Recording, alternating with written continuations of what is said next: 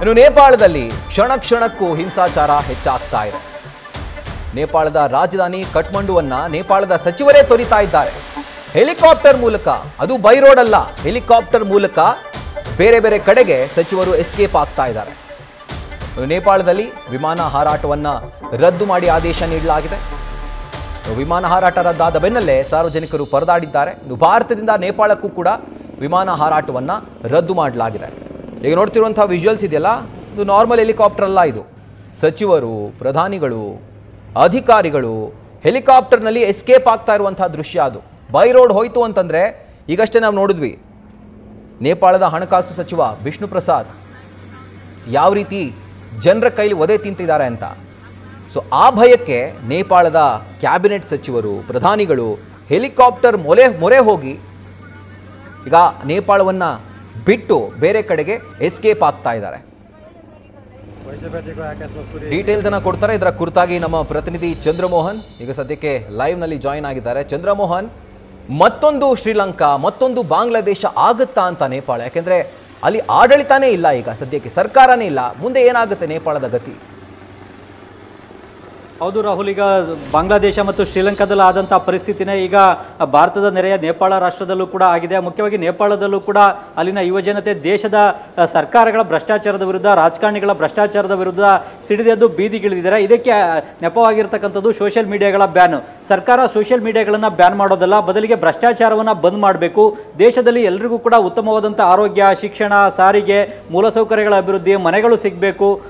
ಈ ರೀತಿಯಾಗಿ ದೇಶದ ಅಭಿವೃದ್ಧಿ ಆಗಬೇಕೇ ವಿನಃ ಭ್ರಷ್ಟಾಚಾರವನ್ನು ರಾಜಕಾರಣಿಗಳು ಮಾಡೋದಲ್ಲ.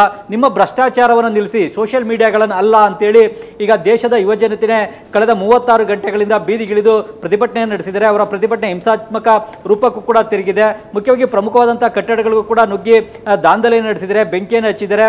ನೇಪಾಳದ ಪಾರ್ಲಿಮೆಂಟ್ ಕಟ್ಟಡಕ್ಕೂ ಕೂಡ ನುಗ್ಗಿ ಅದಕ್ಕೂ ಕೂಡ ಬೆಂಕಿ ಹಚ್ಚಿದ್ದಾರೆ. ಜೊತೆಗೆ ಪ್ರಧಾನಿಯ ನಿವಾಸ, ರಾಷ್ಟ್ರ ಅಧ್ಯಕ್ಷರ ನಿವಾಸಕ್ಕೂ ಕೂಡ ನುಗ್ಗಿ ಅಲ್ಲೂ ಕೂಡ ದಾಂಧಲೆಯನ್ನು ನಡೆಸಿದರೆ ಮತ್ತು ಸಿಕ್ಕ ಮಿನಿಸ್ಟರ್ಗಳ ಮೇಲೆ ದಾಳಿಯನ್ನ ನಡೆಸಿದರೆ, ಅವ್ರ ಮೇಲೂ ಕೂಡ ಹಲ್ಲೆಯನ್ನು ಮಾಡಿದ್ದಾರೆ. ಮಾಜಿ ಪ್ರಧಾನಿಗಳ ಮೇಲೂ ಕೂಡ ನೇಪಾಳದಲ್ಲಿ ಹಲ್ಲೆ ಆಗಿದೆ. ಇದರಿಂದಾಗಿ ಈಗ ನೇಪಾಳದಲ್ಲಿ ಪ್ರಧಾನಿ ಆಗ್ಬೋದು, ಪ್ರಧಾನಿ ಈಗಾಗಲೇ KP ಶರ್ಮಾ ಓಲಿ ಅವರು ತಮ್ಮ ಸ್ಥಾನಕ್ಕೆ ರಾಜೀನಾಮೆಯನ್ನು ಕೊಟ್ಟಿದ್ದಾರೆ. ಅವರು ಕೂಡ ಏರ್ಪೋರ್ಟ್ಗೆ ಬಂದು ಏರ್ಪೋರ್ಟ್ನ ಮೂಲಕ ಬೇರೊಂದು ದೇಶಕ್ಕೆ ಪರಾರಿ ಆಗ್ತಾ ಇದ್ದಾರೆ. ಮತ್ತೊಂದು ಕಡೆಯಲ್ಲಿ ಅಲ್ಲಿನ ಸಚಿವರುಗಳು ಕೂಡ ತಮ್ಮ ನಿವಾಸಗಳಿಂದ ಹೆಲಿಕಾಪ್ಟರ್ಗಳ ಮೂಲಕವಾಗಿಯೇ ಏರ್ಪೋರ್ಟ್ಗೆ ಹೋಗಿ ಏರ್ಪೋರ್ಟ್ನಿಂದ ಸುರಕ್ಷಿತ ಸ್ಥಳಗಳಿಗೆ ಪರಾರಿ ಆಗ್ತಕ್ಕಂಥ ಕೆಲಸವನ್ನು ಕೂಡ ಮಾಡ್ತಾ ಇದ್ದಾರೆ. ಹೀಗಾಗಿ ಏರ್ಪೋರ್ಟ್ನಲ್ಲೇ ಯಾವುದೇ ಹೆಲಿಕಾಪ್ಟರ್ ಆಗ್ಬೋದು ಅಥವಾ ವಿಮಾನ ಆಗ್ಬೋದು ಹಾರಾಟ ನಡೆಸದಂತೆ ಮಾಡಬೇಕು ಅಂತೇಳಿ ಈಗ ಸೋಷಿಯಲ್ ಮೀಡಿಯಾದಲ್ಲಿ ಕ್ಯಾಂಪೇನ್ ಅನ್ನು ಕೂಡ ಶುರು ಮಾಡಿದ್ದಾರೆ. ಇದರ ಪರಿಣಾಮವಾಗಿಯೇ ಏರ್ಪೋರ್ಟ್ನ ಸುತ್ತಮುತ್ತ ಪಟಾಕಿ ಸಿಡಿಸ್ತಕ್ಕಂಥದ್ದು, ಡ್ರೋನ್ಗಳನ್ನು ಸಿಡಿಸ್ತಕ್ಕಂಥದ್ದು ಮತ್ತು ವಿಮಾನಗಳು ಲ್ಯಾಂಡಿಂಗ್ ಮತ್ತು ಟೇಕ್ ಆಫ್ ಆಗದಂತೆ ತಡಿತಕ್ಕಂಥ ಎಲ್ಲ ಕೆಲಸವನ್ನು ಕೂಡ ಅಲ್ಲಿನ ಯುವಜನತೆ ಪ್ರತಿಭಟನೆಯ ಮೂಲಕವೇ ಮಾಡ್ತಾ ಇದ್ದಾರೆ.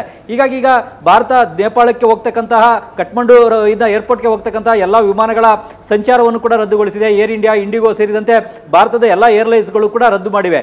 ಕೇವಲ ತಾಯಿ ವಿಮಾನ ಒಂದು ಮತ್ತು ಚೀನಾ ದೇಶಕ್ಕೆ ಹೋಗ್ತಕ್ಕಂಥ ವಿಮಾನ, ಇವೆರಡು ವಿಮಾನಗಳು ಮಾತ್ರನೇ ಈಗ ಕಠ್ಮಂಡುವಿನ ತ್ರಿಭುವನ್ ಏರ್ಪೋರ್ಟ್ನಿಂದ ಟೇಕ್ ಆಫ್ ಆಗಿವೆ.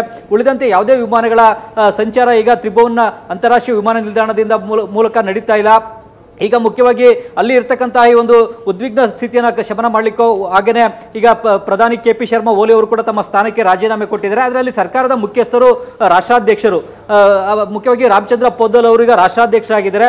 ಅವರು ಕೂಡ ತಮ್ಮ ಸ್ಥಾನಕ್ಕೆ ರಾಜೀನಾಮೆಯನ್ನು ನೀಡಬಹುದು. ಈಗ ಒಂದು ಮಧ್ಯಂತರ ಸರ್ಕಾರವನ್ನು, ಮಧ್ಯಂತರ ಪ್ರಧಾನಿಯನ್ನ ನೇಮಕವನ್ನು ಮಾಡ್ಕೊಳ್ಬೇಕಾಗತ್ತೆ. ಇಲ್ವೇ ನೇಪಾಳದ ಮಿಲಿಟರಿ ದೇಶದ ಆಡಳಿತವನ್ನು ತನ್ನ ತೆಕ್ಕೆಗೆ ತೆಗೆದುಕೊಂಡು ಪರಿಸ್ಥಿತಿಯನ್ನು ನಿಯಂತ್ರಣಕ್ಕೆ ತರಬೇಕಾಗುತ್ತೆ. ಈಗ ಬಾಂಗ್ಲಾದೇಶದಲ್ಲೂ ಕೂಡ ಮುಖ್ಯವಾಗಿ ಅಲ್ಲಿನ ಜನತೆ ಶೇಖ್ ಹಸೀನಾ ಸರ್ಕಾರದ ವಿರುದ್ಧ ಪ್ರತಿಭಟನೆ ನಡೆಸಿ ಅವರ ನಿವಾಸಕ್ಕೆ ಮುತ್ತಿಗೆ ಹಾಕ್ತಕ್ಕಂಥ ಪ್ರಯತ್ನವನ್ನು ನಡೆಸಿದಂಥ ಸಂದರ್ಭದಲ್ಲೇ ಶೇಖ್ ಹಸೀನಾ ಅವರು ಬಾಂಗ್ಲಾದೇಶದ ರಾಜಧಾನಿ ಢಾಕಾವನ್ನು ಬಿಟ್ಟು ಭಾರತಕ್ಕೆ ವಲಸೆ ಬಂದರು.